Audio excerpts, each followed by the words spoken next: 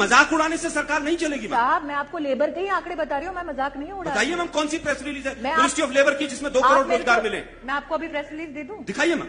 दोस्तों स्वागत है आप सब लोगों का इस चैनल के एक और नए वीडियो में। सोशल मीडिया की ट्रेंडिंग खबरें फिर से आपके सामने लेकर आया हूं। और भाई एक तरफ स्मृति चाची, सबसे पहले इनके बारे में बात करना चाहूंगा। इनकी बुरी तरीके से पनौतियां लगनी शुरू हो चुकी हैं। थोड़े दिन पहले हमने देखा था कि ये बुरी तरीके से रोती हुई नजर आई थी जब इनको पता चला कि राहुल गांधी पार्लियामेंट से डिस्क्वालीफाई हो चुके हैं और अब इनके पास किसी को गाली देने के लिए बचा नहीं है, राजनीति के लिए कुछ बचा नहीं है इनके पास। तो बुरी तरीके से इन्होंने आंसू टपकाने शुरू कर दिए। वीडियो मैंने आपको दिखाया था और आज पता चला है कि गोदी मीडिया के मंच के ऊपर स्मृति चाची जो है बुरी तरीके से घिर गई, बुरी तरीके से एक्सपोज हो गई। एक्सपोज होने के बाद पूरी तरीके से तिलमिला उठी। और भाई मुझे ये सारा सिनेरियो देखने के बाद ये लग रहा है कि यहां पर स्मृति चाची का नाम चेंज कर देना चाहिए और इनका नाम हो जाना चाहिए पनौती चाची। एक तरफ पनौती चाचा, दूसरी तरफ पनौती चाची और बीच में इनके बैठे हुए अंधभक्त। अब पूरा मैटर क्या है स्मृति चाची का, इसके ऊपर आगे चल के चर्चा होगी। पूरा आपको डिटेल्ड वीडियो दिखाऊंगा और साथ में उसके ऊपर अपनी टिप्पणियां भी दूंगा यहां पर बैठकर। लेकिन सबसे पहले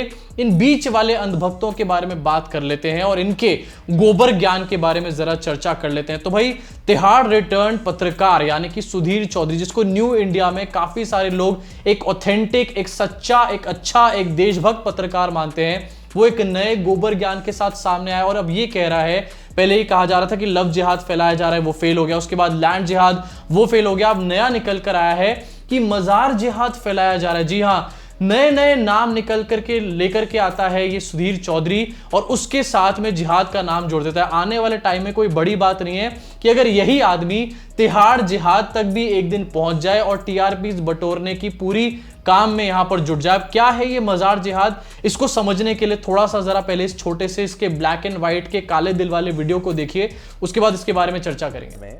अब तक ऐसी 1000 से ज्यादा मजारों को चिन्हित किया जा चुका है जो वन विभाग या सरकार की दूसरी जमीनों पर अवैध कब्जा करके बनाई गई है और इनमें से अब तक 102 मजारों को सरकार द्वारा ध्वस्त किया जा चुका है। लेकिन आज जो बड़ा खुलासा हम आपके सामने कर रहे हैं वो ये है कि जब इन मजारों पर बुलडोजर चलाया गया तो वहां इन मजारों की जब जांच की गई तो ये पता चला कि इन मजारों में जो कब्र बनी हुई हैं उनमें से ज्यादातर में किसी भी मृत व्यक्ति के अवशेष नहीं है। इसका सीधा मतलब यह है कि इन अवैध मजारों का निर्माण 2 मकसद से किया गया है। पहला मकसद है सरकारी जमीनों पर अतिक्रमण करना और दूसरा है समाज के धार्मिक ढांचे पर भी अतिक्रमण करना। व्हाट इज न्यू, क्या हमारे देश में जंगलों के अंदर इलीगल मंदिरों की कंस्ट्रक्शन नहीं होती? हर जंगल के अंदर कई कई मंदिर होते हैं और एक एक भगवान के भी कई मंदिर होते हैं। उसके आगे हम जैसे लोग भी हाथ जोड़ने का काम करते हैं, लेकिन क्या उसके ऊपर हम लोग कभी सवाल उठाते हैं? डेफिनेटली नहीं। लेकिन यहां तिहाड़ चौधरी इसलिए सवाल उठा रहा है इन मजार के ऊपर, इसको लैंड की कोई चिंता नहीं, इसके अपने आका ऐसे पता नहीं कितनी जगह पर बैठ के कर रहे होंगे। इसको परवाह इस बात की है कि आखिरकार टीआरपी कैसे बटोरी जाए और इसलिए ये मजार जिहाद के नाम पर टीआरपीज का पूरा खेल कर रहा है। लीगल कंस्ट्रक्शन की बात हो ही रही है तो थोड़े दिन पहले आपको याद होगा इंदौर में एक मंदिर है, उसका छत गिर गई थी और काफी सारे लोगों को वहां पर चोट लगी थी, मृत्यु भी हो गई थी कुछ लोगों की।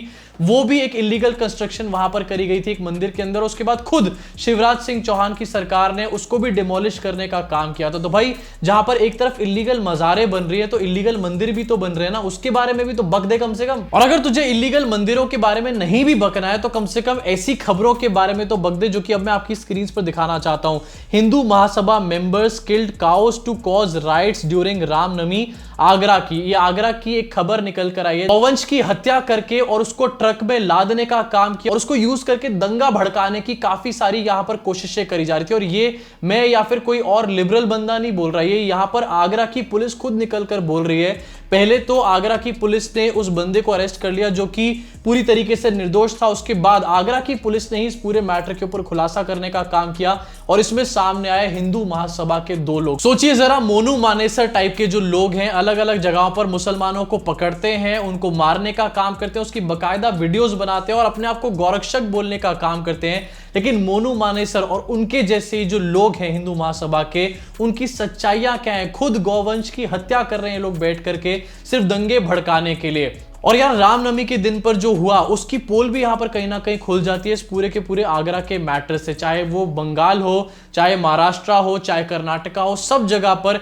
इन्हीं के ही अपने चड्डीधारी चिंटू थे जो कि दंगे भड़काने का काम कर रहे थे। कमिंग टू द मेन मसाला, स्मृति चाची की तगड़ी पनौतियां भाई यहां पर खत्म होने का नाम नहीं ले रही हैं। और अब बिना किसी देरी के आपको वो वीडियो दिखाना चाहता हूं जहां पर स्मृति चाची जो है वो गोदी मीडिया के और वो भी रजत शर्मा के मंच के ऊपर बुरी तरीके से गिर गई। उनसे पूछ लिया गया कि आखिरकार आपने कितनी जॉब्स दी हैं पिछले सालों में, 2 करोड़ जॉब्स जो वादा किया गया था क्या वो अभी तक दी गई हैं या फिर नहीं दी गई हैं। 1.37 लाख रोजगार मैं मिले इसीलिए हैं। आपको मिनिस्ट्री ऑफ लेबर क्या आंकड़े हाँ, मैं हमारे आपको नहीं, लेबर आपकी के ही सरकार आंकड़े बता रही है। हूँ। केवल मजाक उड़ाने से सरकार नहीं चलेगी। मैम साहब मैं आपको लेबर के ही आंकड़े बता रही हूँ, मैं मजाक नहीं उड़ा रही बताइए मैम, कौन सी प्रेस रिलीज है मैं मिनिस्ट्री ऑफ लेबर की जिसमें 2 आप करोड़ मेरे रोजगार को- मिले? मैं आपको अभी प्रेस रिलीज दे दूं? दिखाइए मैम, मैं आपको मैं press चैलेंज release- करता हूं मैं मिनिस्ट्री ऑफ आपको लेबर अभी की दे कोई देती प्रेस हूँ, कॉन्फ्रेंस सर। हो आप- जिसमें 2 करोड़ मैं रोजगार मिले आपको हो। अभी जो मैं बोल रही हूँ उसका प्रेस रिलीज दे सकती हूँ। मैम 2 करोड़ रोजगार अगर मिले हो मिनिस्ट्री ऑफ लेबर की कोई प्रेस रिलीज हो तो मैं आपको चैलेंज करता हूं। I am accepting a challenge and giving you the paper. Will you give me a public apology? Sure ma'am, I am giving you the For time. giving, attacking me, will you ma'am give me a कोई public? Ministry of labour Sir, की press please release understand दीजिए what जिसमें रजत 2 जी, करोड़ रोजगार मिले। मैं जो कह रही हूँ साहब, मैं आपको जवाब दे रही हूँ, आपकी अपॉलजी देंगे वो कागज हाथ में लेके? अगर 2 करोड़ रोजगार मिले होंगे आप मुझे अपॉलजी दीजिएगा फिर। मैं जानती भी नहीं हूँ आप कौन है। You got your 2 minutes of fame, but I'll give you that paper. लेकिन ठीक है, बोलिए आप, सर। आप मुझे आपकी माफी की दरकार नहीं है, लेकिन अटैक करने से पहले थोड़ा स्टडी कर लीजिए। हाँ सर, लेकिन आपसे मैं कहना चाहती हूँ, मैं आपको कागज दे दूंगी। ठीक है, आपका आ गया इंडिया टीवी पे, आप मुस्कुरा भी रहे हैं। आप आ गए, पूरी दुनिया ने देख लिया आपको। प्लीज मेरा आपसे निवेदन है। लेकिन कागज आपको, मैं गुमराह नहीं कर रही हूँ, मैं आपको आंकड़े दे रही हूँ जिसको क्वांटिफाई कर सकते हैं। आप सर सवाल पूछ लीजिए, बहस में मत आप करिए। राहुल जी पे अटैक से इतना गुस्सा हो जाएंगे, मैं नहीं जानती थी। नहीं, और प्लीज, राहुल जी भी अप्रिशिएट करेंगे आपको। अच्छा ठीक है, डोंट वरी। ये इस विषय को यहाँ छोड़ देते हैं, इस विषय को यहाँ छोड़ देते I don't mind you supporting Rahul Gandhi, sir. I did not know you'll get so hurt.